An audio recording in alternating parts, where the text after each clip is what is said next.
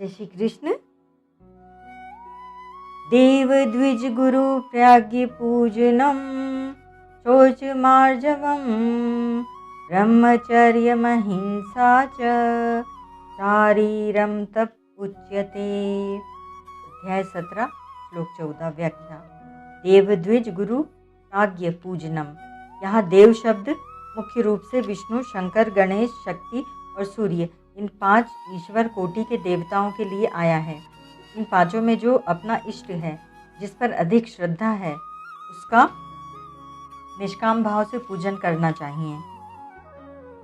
इनमें भी वैष्णव भगवान विष्णु को शिव, भगवान शिव को गणपत, भगवान गणेश को शाक्त, भगवती शक्ति को और सौर भगवान सूर्य को सर्वोपरि ईश्वर मानते हैं। अतः इन पांचों में भी अपनी श्रद्धा भक्ति के अनुसार अपना इष्ट तो सर्वोपरि ईश्वर होगा और अन्य सभी देवता होंगे। 12 आदित्य, 8 वसु, 11 रुद्र और 2 अश्विनी कुमार, ये 33 शास्त्रोक्त देवता भी देव शब्द के अंतर्गत आते हैं। यज्ञ, तीर्थ, व्रत आदि में, दीप मालिका आदि विशेष पर्वों में और जात कर्म, चूड़ा कर्म, यज्ञोपवीत, विवाह आदि संस्कारों के समय जिन देवताओं के पूजन का शास्त्रों में विधान आता है, उन सब देवताओं को भी देव शब्द के अंतर्गत मानना चाहिए। इन देवताओं का यथावसर पूजन करने के लिए शास्त्रों की आज्ञा है। अतः हमें तो केवल शास्त्र मर्यादा को सुरक्षित रखने के लिए अपना कर्तव्य समझकर निष्काम भाव से इनका पूजन करना चाहिए। ऐसे भाव से इन देवताओं का भी यथावसर पूजन करना चाहिए। तात्पर्य है कि शास्त्रों ने जिन जिन तिथि, वार, नक्षत्र आदि के दिन जिन जिन देवताओं का पूजन करने का विधान बताया है, उन उन तिथि आदि के दिन उन उन देवताओं का पूजन करना चाहिए। द्विज शब्द ब्राह्मण, क्षत्रिय और वैश्य इन तीनों का वाचक है, परंतु यहाँ पूजन का विषय होने से इसे केवल ब्राह्मण का ही वाचक समझना चाहिए, क्षत्रिय और वैश्य का नहीं। जिनसे हमें शिक्षा प्राप्त होती है, ऐसे हमारे माता पिता, बड़े बूढ़े, कुल के आचार्य, पढ़ाने वाले, अध्यापक और आश्रम, अवस्था, विधा आदि में जो हमारे से बड़े हैं, उन सभी को गुरु शब्द के अंतर्गत समझना चाहिए। द्विज ब्राह्मण एवं अपने माता पिता, आचार्य आदि गुरुजनों की आज्ञा का पालन करना, उनकी सेवा करना और उनकी प्रसन्नता प्राप्त करना तथा पत्र, पुष्प, आरती आदि से उनकी पूजा करना, यह सब उनका पूजन है। यहाँ प्राज्ञ शब्द जीवन मुक्त महापुरुष के लिए आया है। यदि वह वर्ण और आश्रम में ऊंचा होता तो द्विज पद में आ जाता, और यदि शरीर के संबंध में जन्म और विधा से बड़ा होता तो गुरु पद में आ जाता। इसीलिए जो वर्ण और आश्रम में ऊंचा नहीं है एवं जिसके साथ गुरु का संबंध भी नहीं है, ऐसे तत्वज्ञ महापुरुष को यहाँ प्राज्ञ कहा गया है।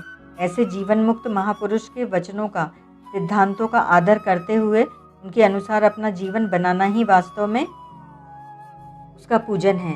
वास्तव में देखा जाए तो द्विज और गुरु तो सांसारिक दृष्टि से आदरणीय हैं, पूजनीय हैं, परंतु प्राज्ञ जीवन मुक्त तो आध्यात्मिक दृष्टि से आदरणीय, पूजनीय हैं। अतः जीवन मुक्त का हृदय से आदर करना चाहिए, क्योंकि केवल बाह्य दृष्टि से आदर ही आदर नहीं है, प्रत्युत हृदय का आदर ही वास्तविक आदर है, पूजन है। शौचम, जल, मृत्तिका आदि से शरीर को पवित्र बनाने का नाम शौच है। शारीरिक शुद्धि से अंतःकरण की शुद्धि होती है। शौचाद स्वांग जुगुप्सा हरेरंसंग संसर्गः योग दर्शन 2:40। शौच से पहले शरीर में घृणा होगी कि हम इस शरीर को रात दिन इतना साफ करते हैं, फिर भी इसमें मलमूत्र, पसीना, नाक का कफ, आँख और कान की मैल, लार, थूक आदि निकलते ही रहते हैं। यह शरीर हड्डी, मांस, मज्जा आदि घृणित पवित्र चीज़ों का बना हुआ है। इस हड्डी मांस के थैले में तोला भर भी कोई शुद्ध, पवित्र, निर्मल और सुगंध युक्त वस्तु नहीं है। यह केवल गंदगी का पात्र है। इसमें कोरी मलिनता ही मलिनता भरी पड़ी है। यह केवल मलमूत्र पैदा करने की एक फैक्ट्री है, मशीन है। इस प्रकार शरीर की अशुद्धि मलिनता का ज्ञान होने से मनुष्य शरीर से ऊंचा उठ जाता है। शरीर से ऊंचा उठने पर उसको वर्ण, आश्रम, अवस्था आदि को लेकर अपने में बड़प्पन का अभिमान नहीं होता। इन्हीं बातों के लिए शौच रखा जाता है। आजकल प्रायः लोग कहते हैं कि जो शौचाचार रखते हैं वे तो दूसरों का अपमान करते हैं, दूसरों से घृणा करते हैं। उनका ऐसा कहना बिल्कुल गलत है, क्योंकि शौच का फल यह नहीं बताया गया कि तुम दूसरों का तिरस्कार करो, प्रत्युत यह बताया गया कि इससे दूसरों के साथ संसर्ग नहीं होगा। हरे रस संसर्गः तात्पर्य है कि शरीर मात्र से ग्लानि हो जाएगी कि ये सब पुतले ऐसे ही अशुद्ध हैं। जैसे मिट्टी के ढेले को जल से धोते चले जाएं तो अंत में वह सब गलकर समाप्त हो जाएगा और उसमें मिट्टी के सिवाय कोई बढ़िया चीज़ नहीं मिलेगी। ऐसे ही शरीर को इतना ही शुद्ध करते रहें पर वह कभी शुद्ध होगा नहीं, क्योंकि इसमें मूल में ही अशुद्धि है। स्थानाद विजादुपष्ट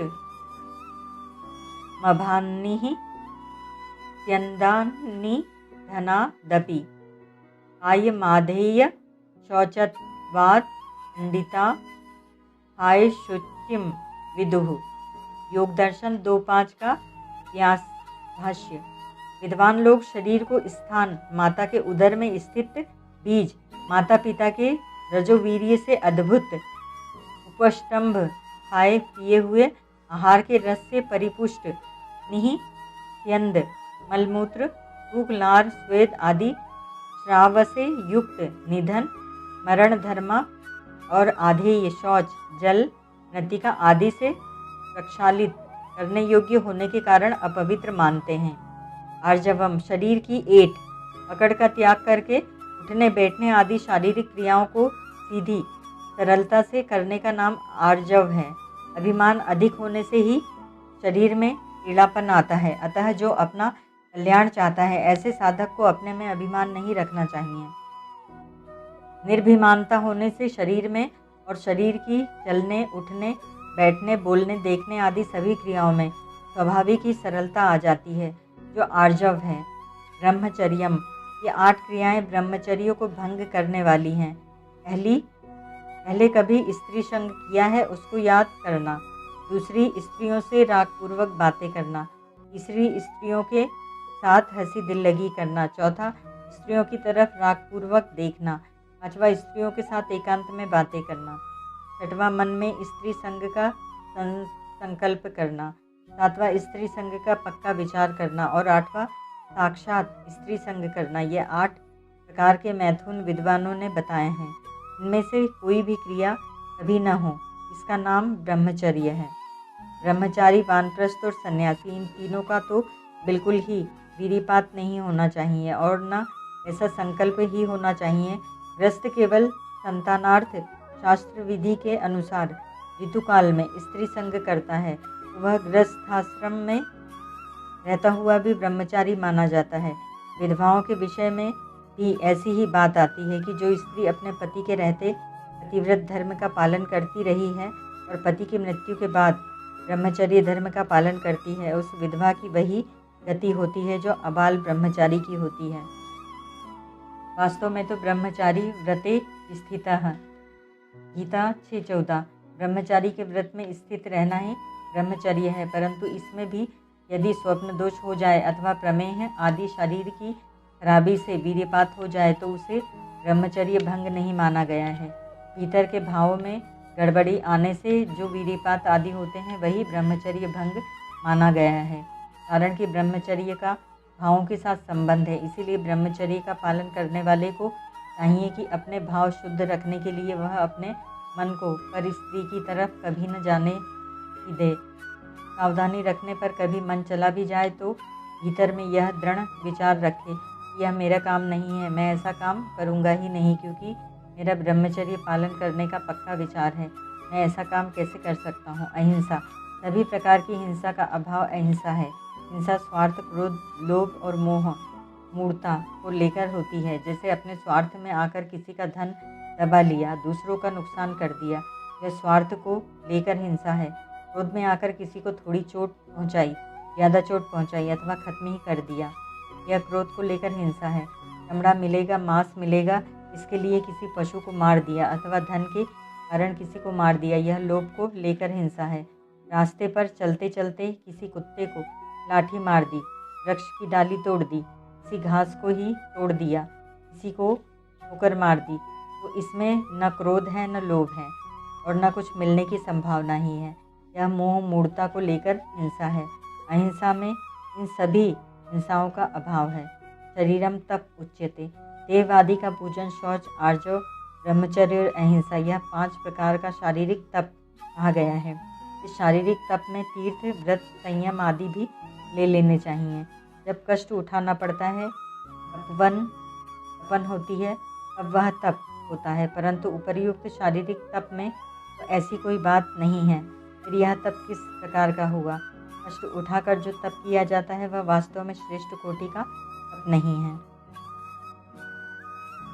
तप में कष्ट की मुख्यता रखने वालों को भगवान ने आसुर निश्चयान 17 आसुर निश्चय वाले बताया है। अब तो वही श्रेष्ठ है जिसमें उच्छृंखल वृत्तियों को रोककर शास्त्र, कुल परंपरा और लोक परंपरा की मर्यादा के अनुसार संयम पूर्वक चलाना होता है।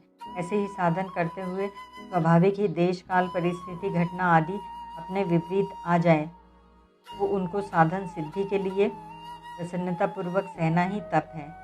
इस तप में शरीर, इंद्रिय, मन आदि का संयम होता है। अष्टांग योग में जहाँ यम, नियम आदि 8 अंगों का वर्णन किया गया है, वहाँ यम को सबसे पहले बताया गया है। यद्यपि 5 ही यम हैं। यमः योग दर्शन, 32 और 5 ही नियम हैं। शौचस, संतोष, तपः, स्वाध्यायेश्वर, प्रणिधानानि नियमः, योग दर्शन 2:32।